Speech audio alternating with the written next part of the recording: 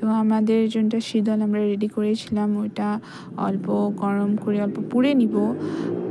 পুড়ে নেওয়ার পর যোনটা স্মেল আসে, ওই স্মেলটা মানে বহুত ভালো বলে ভাবি আমি। তো আপনাদেরও বহুত ভাল লাগবে। তো পোড়ার পরে যেহেতু গরম, তো অল্প সময় পানিতে রাখবেন।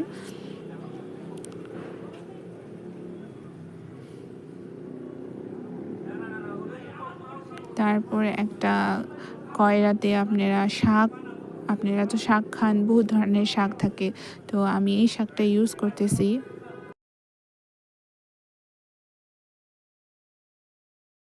আমরা ফার্স্ট দিব সর্ষের তেল। সর্ষের তেল যখন গরম হয়ে যাবে, ওখানে আমরা দিব রসুনটা অল্প স্ম্যাশ করে নিয়েছি আমরা, প্রায় 2টা রসুনের মতন ইউজ করেছি। তারপরে দিয়েছি আমরা মরিচ, চালুক, তারপরে দিয়েছি আমরা পেঁয়াজ, আর এটা পেঁয়াজের যে পাতাটা থাকে ওইটা দিয়েছি। এরপর আমরা অ্যাড করেছি নুন, লবণ, তারপর জিরা অল্প আধা চামচ, ধনিয়া আধা চামচ, আর হলুদ।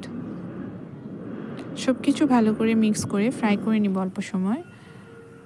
আমাদের যে শীতলটা ছিল আমরা পানিতে রেখেছিলাম ঠান্ডা হওয়ার জন্য, ওইটাও স্ম্যাশ করে দিয়ে দিব এখানে।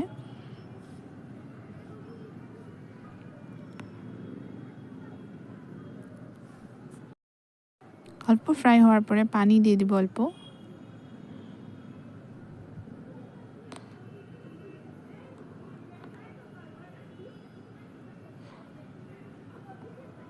আমরা অ্যাড করব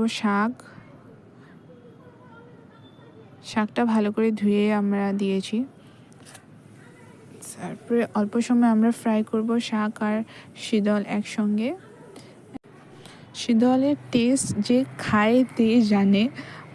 একবার যদি আপনারা খান তো নেক্সট টাইম মানে চাইবেন মানে খাইতে।